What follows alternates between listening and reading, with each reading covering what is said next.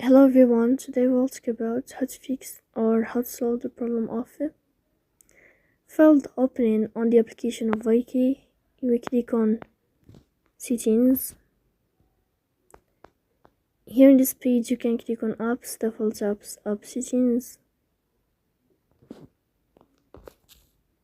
On above you can search about Viki app and you can click. Then this page of app info you can click on first stop and you can click OK.